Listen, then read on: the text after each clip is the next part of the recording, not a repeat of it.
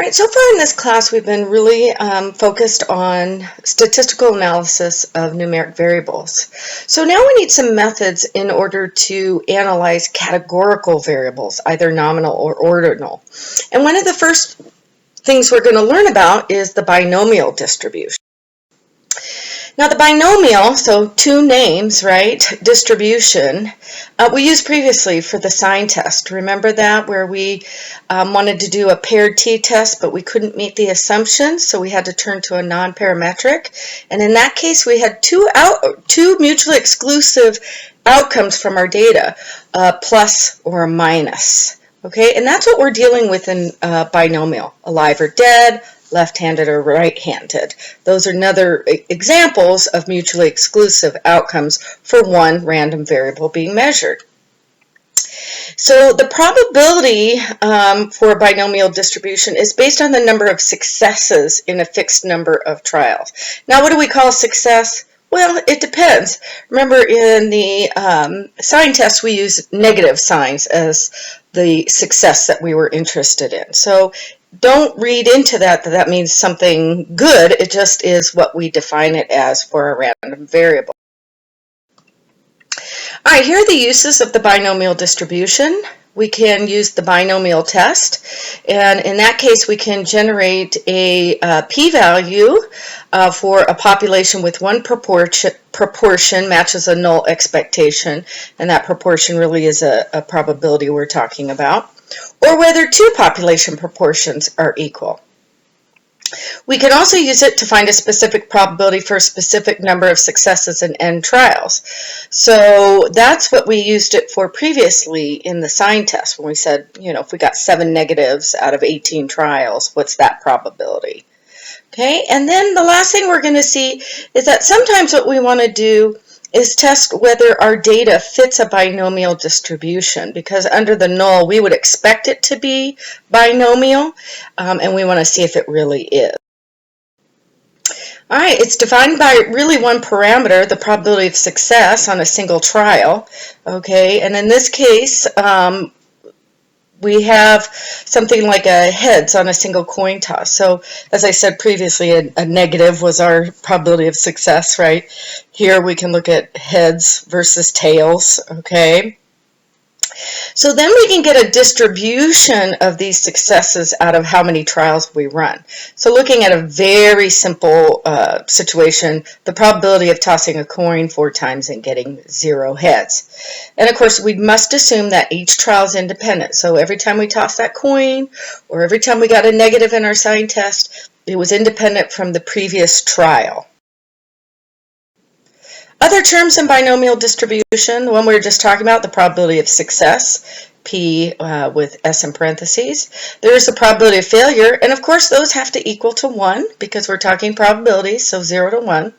We have N, the fixed number of trials, X, the number of successes in a trials, the probability of success in one trial, that's the single event probability, and of course there's a failure for that. These don't have to be even. It doesn't have to be 50-50 like we saw with the sign test and what we would assume under the coin toss, okay? And then we have the overall probability of getting exactly X successes among the nth trials, and that is really this idea where we can use the binomial equation in order to calculate the entire distribution. Okay, so you look at this, go, okay, let's just break it down. The first part, n over x, that's the counting part. And if you see the white box above, that's the really what we mean by that n over x in the parentheses, n factorial over x factorial times 9 minus x factorial. And if you don't remember factorials, you should go back and review, but essentially, if we had 3 factorial, it'd be 3 times 2 times 1. Okay, so that's the counting part.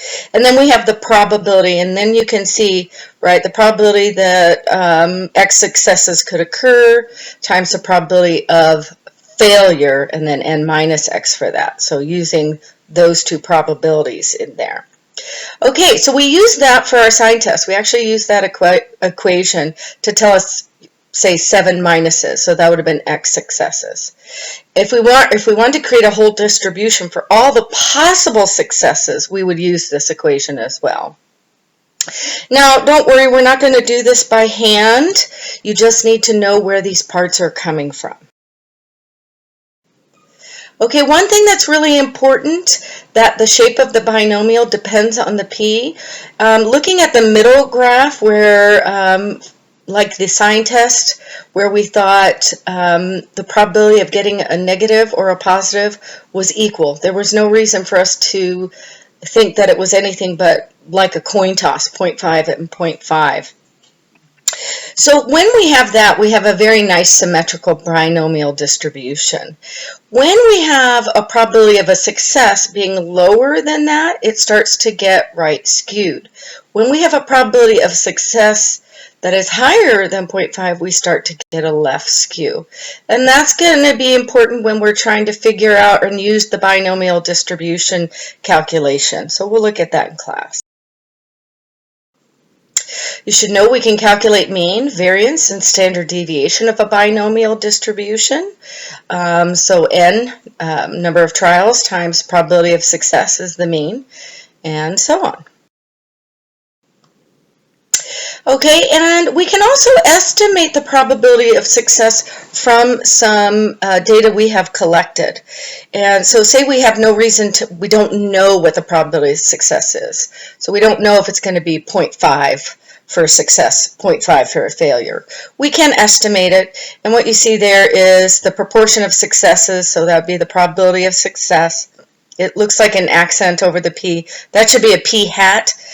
So it's a predicted proportion of successes, just like we sort of saw the hat use in regression. And that's x over n, where again, x number of successes over n number of trials.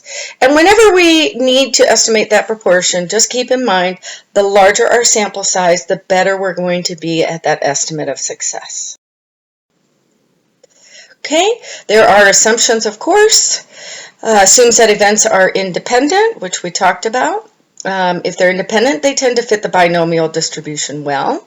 If they don't, then they probably won't match that. Okay, and so one of the things we might want to do, again, is look at our observed data and see if it matches a distribution shape that we would expect under a binomial distribution. And that's our final use that we might use binomial information for.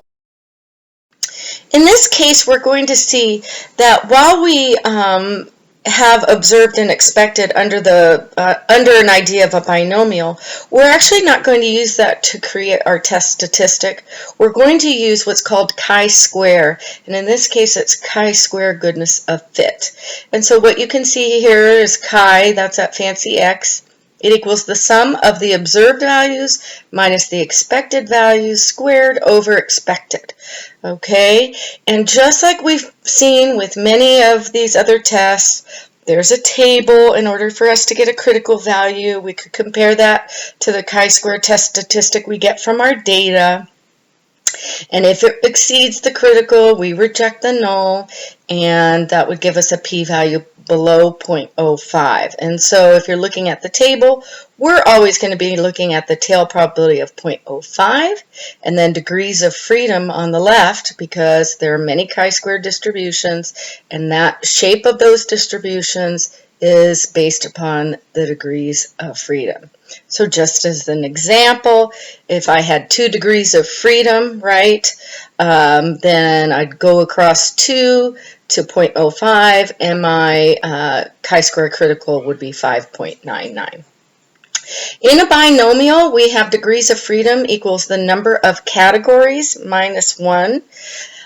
We could get cost of degrees of freedom if we needed to estimate that p-hat, remember that, the proportion of success. So if we needed to estimate that, if we didn't know what it was going to be based on theory or knowing something about our system, then we'll get cost of degrees of freedom.